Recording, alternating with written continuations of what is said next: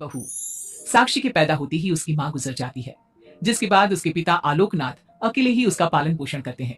16 साल की उम्र से ही साक्षी ने घर चलाने के लिए नौकरी शुरू कर दी थी। बेटी से बढ़कर एक बेटी की तरह वो अपने पिता को कंधे से कंधा मिलाकर काम में हाथ बटाती रहती है। साक्षी, मेरे होते हुए तुझे नौकरी करने की कोई जरूरत नहीं है। तेरे हर शौक पूरे करने के लिए मैं अभी जिंदा हूँ। और आपकी शौक का क्या पापा? आपके भी तो कुछ शौक होंगे ना, मुझे वही सब पूरे करने हैं। मेरे शौक का क्या बेटा, मैं तो बूढ़ा हो चुका हूँ। मेरे शौक तो तेरी माँ के साथ ही कब के मर चुके हैं। अब तो सिर्फ एक ही सपना है मेरा कि जल्दी से किसी अच्छे लड़के को देखकर तेरी शादी करा दूं। क्या पापा, आपकी हर बात मेरी शादी पर आकर ही क्यों अटक जाती है? अगर मैं चली गई तो आपका ख्याल कौन रखेगा? इसलिए मैं आपको छोड़कर कहीं नहीं जाऊंगी। अरे बेटा, एक ना एक दिन हर लड़की को जाना ही पड़ता है, तुझे भी जाना तो होगा ही। अपने पिता की बातों से निराश होकर साक्षी अपने रूम में चली जाती है। पिता से दूर होने के ख्याल से ही वो फूट फूट कर रोने लगती है। कुछ दिनों के बाद आलोकनाथ जी, हमारी नजर में एक लड़का है। उसके पास बंगला, कार, सब कुछ है। सुना है करोड़पति लोग है वो। आप कहे तो आपकी बेटी के लिए बात करूं? अरे लेकिन हमारे इतने बड़े परिवार में अपनी बेटी ब्याहने की हैसियत नहीं है। उन सब की चिंता मत कीजिए। उन लोगों को दहेज वगैरह कुछ नहीं चाहिए। वो लोग तो सिर्फ अपने परिवार के लिए गुणी और संस्कारों से परिपूर्ण बहू चाहते हैं। अगर ऐसी बात है तो आप उन लोगों से मेरी बेटी के बारे में बात कीजिए। मेरी बेटी में वो सभी गुण हैं जो वो अपने परिवार की बहू के लिए चाहते हैं। इस तरह वो साक्षी का रिश्ता लेकर अर्जुन नाम के लड़के के परिवार के पास जाता है। साक्षी की फोटो देखकर लड़के वाले उसे झट से पसंद कर लेते हैं, जिसके बाद अर्जुन के परिवार वाले साक्षी को देखने उसके घर पहुंचते हैं। आलोकनाथ जी, हमें तो आपकी लड़की फोटो में ही पसंद आ गई और फिर भाई साहब ने आपकी लड़की की तारीफ भी बहुत की है। अब तो बस आप हमें उससे मिलवा ही दीजिए। साक्षी बिटिया, बाहर आना तो। साक्षी। अपने पिता की आवाज सुनकर साक्षी तुरंत बाहर आ जाती है और एक एक करके सभी के पैर छूती है। आलोकनाथ जी, आपकी बेटी तो सच में बहुत गुणवान और संस्कारी लगती है।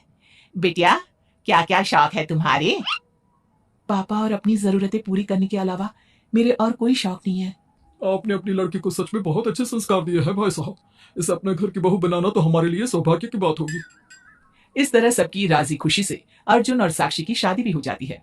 साक्षी की सास उसे एक माँ का भरपूर प्यार देती है और कभी उसे मायके की कमी महसूस नहीं होने देती। साक्षी बेटा, तू आराम कर। सुबह से घर के काम पर लगी है, थक गई होगी अब बिटिया। नहीं माँ, मैं ठीक हूँ, आप चिंता मत कीजिए। मैंने कहा ना, अपने रूम में जाकर आराम कर। अरे काम की टेंशन मत ले। अपनी सास की जिद के आगे हार मानकर साक्षी अपने रूम में चली जाती है। थोड़ी देर बाद उसका पति भी वहां पहुंच जाता है। साक्षी, तुमने मेरी रेड कलर की फाइल देखी क्या? जी नहीं, मैंने तो आपकी कोई फाइल नहीं देखी। साक्षी, तुमसे मेरी एक फाइल तक नहीं संभाली जाती। 1000 बार बोला है तुमसे कि मेरे सामान को हाथ मत लगाया करो। मेरी सुनती कहाँ हो तुम? माँ ने बहुत सर पर चढ़ा रखा है तुम्हें। अर्जुन के इतना कहते ही साक्षी रोने लगती है। साक्षी के रोने की आवाज सुनकर उसकी सास वहां पर आ जाती है। साक्षी बेटा, क्यों रो रही है? इस नालायक ने कुछ किया है क्या? साक्षी अपनी सास मीना को सारी बात बताती है। क्यों? गधे, अपनी फाइल का खुद तो ध्यान रखता नहीं और बहू को ताने देता है। माँ, आप तो रहने दो। आपको हर समय अपनी बहू ही सही लगती है। सही लगती नहीं, सही है मेरी बहू। माँ समझाइए ना इन्हें, ये हर समय मुझ पर गुस्सा करते रहते हैं। खबरदार अर्जुन, जो आज के बाद तूने मेरी बहू के साथ ऐसा बर्ताव किया तो मुझसे बुरा कोई नहीं होगा। अपनी माँ की डांट सुनकर अर्जुन वहां से चला जाता है। बहू, अगर दोबारा ये तुम्हें ऐसा कुछ कहे तो तुम मुझे आकर फौरन बोल देना। मैं हमेशा तुम्हारे साथ खड़ी रहूंगी बेटा। माँ, आप सच में बहुत अच्छी हो। मुझे बचपन से लेकर आज तक कभी एक माँ का प्यार नहीं मिला, लेकिन जब से आप मुझे मिली हैं, तब से मुझे माँ की कमी कभी महसूस नहीं हुई। अरे पगली, मैं भी तो तेरी माँ ही हूँ और मेरे होते हुए अब तुझे कभी अपनी माँ की कमी महसूस नहीं होगी। एक दिन, साक्षी, अब मैं तंग आ चुका हूँ तुमसे। भगवान के लिए मुझसे दूर रहा करो। अब मुझे ना चिढ़ होने लगी है तुमसे। अर्जुन, ये क्या तरीका है अपनी पत्नी से बात करने का? माँ प्लीज, आप रोज रोज इसके पैर भी करने मत आया कीजिए। अरे क्या हुआ? सुबह सुबह तमाशा क्यों लगा रखा है? पापा, आपको पता है, इस साक्षी की वजह से मेरा लैपटॉप खराब हो गया है। ऑफिस का पूरा डाटा इसी में था और देखिए ना, इसने उसमें चाय गिरा दी। अब मैं अपने बॉस को क्या जवाब दूंगा? माँ, मेरा यकीन कीजिए, मैंने जानबूझकर चाय नहीं गिराई। मैं तो इन्हें दे रही थी चाय, लेकिन इन्होंने ही ठीक से नहीं पकड़ी। अच्छा, तब इसमें भी मेरी ही गलती है। वाह साक्षी, वाह। अर्जुन, तू बहू पर इतना क्यों भड़क रहा है? अब जो हो गया सो हो गया। सुन लेना ऑफिस में थोड़ी सी डांट। अब अपनी बीवी के लिए इतना तो कर ही सकता है ना तू। मैं आपके लिए दूसरा लैपटॉप ले आऊंगी, आप परेशान मत होइए। कोई जरूरत नहीं है उसकी, मैं खुद ले लूंगा। मेहरबानी करके मेरे सामान से दूर रहना। इतना कहकर अर्जुन वहां से चला जाता है, जिसके बाद साक्षी फूट फूट कर रोने लगती है। चुप हो जा बेटा, उसकी बातों का बुरा मत माना कर। अरे वो तो पागल है।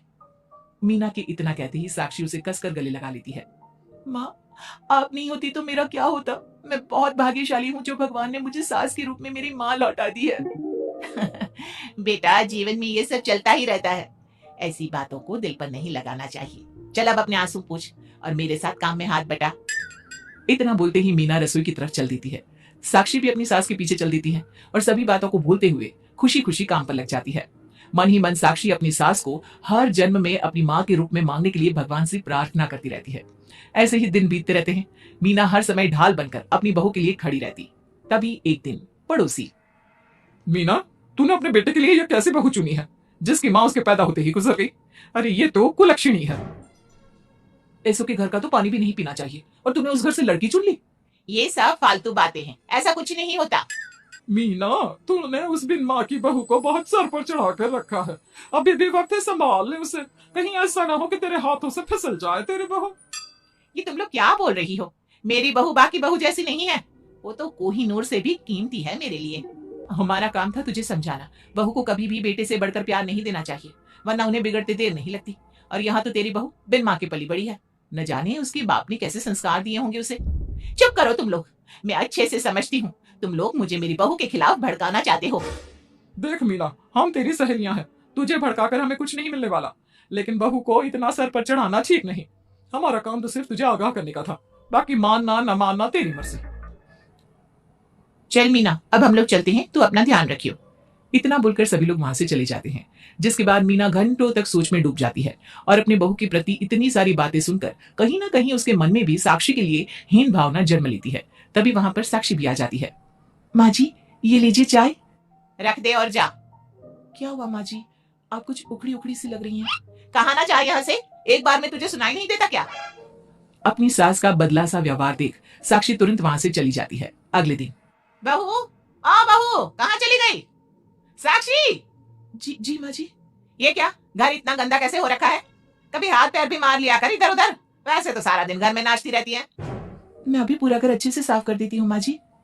एक हाथ में झाड़ू और दूसरे हाथ में बाल्टी लिए साक्षी चुपचाप घर के कामों में लग जाती है। शाम में, साक्षी, ऑफिस में मेरी कल बहुत जरूरी मीटिंग है, मेरे कुछ कपड़े प्रेस कर दो, मुझे कल जल्दी निकलना है। जी अभी कर देती हूँ।